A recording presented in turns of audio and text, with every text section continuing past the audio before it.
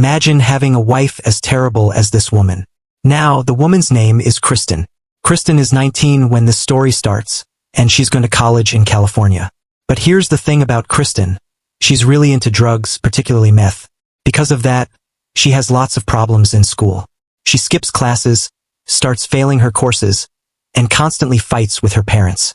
Kristen doesn't seem to care. One day in 1995, she decides she's had enough of college and enough of trying to please her parents and drops out.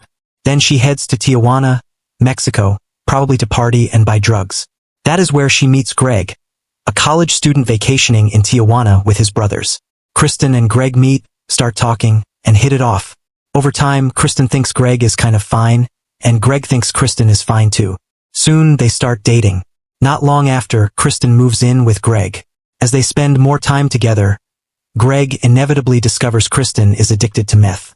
At this point, he could leave her, but he doesn't. He loves Kristen, so he stays and commits to helping her.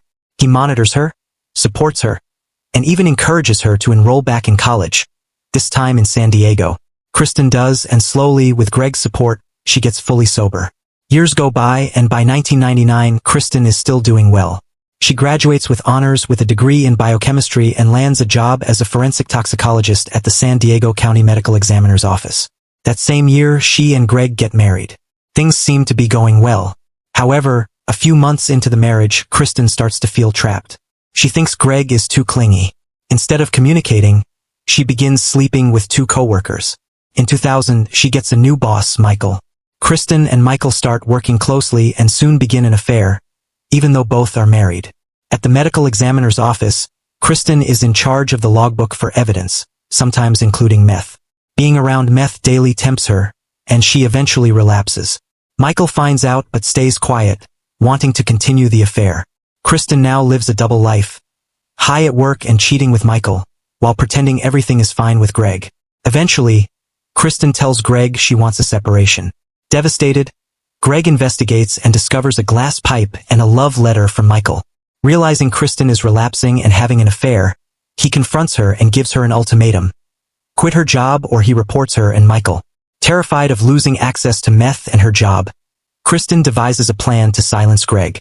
She steals oxycodone and clonazepam from evidence and secretly administers them to Greg, possibly in his drink or food. Once he is unconscious, she places fentanyl patches on him to ensure he overdoses. Greg dies. Kristen arranges the scene with rose petals, their wedding photo, diary pages, and Michael's love letter to make it appear that Greg committed suicide out of heartbreak over her affair. She calls 911 and claims she found him unresponsive. Initially, no one suspects her. Greg's family grows suspicious, as he was not a drug user. The first autopsy confirms oxycodone and clonazepam in his system, but a second autopsy reveals fentanyl, something only accessible in a medical or evidence facility. Police suspect Kristen and discover her recent meth relapse and affair with Michael. Both Kristen and Michael are fired, and Kristen is arrested.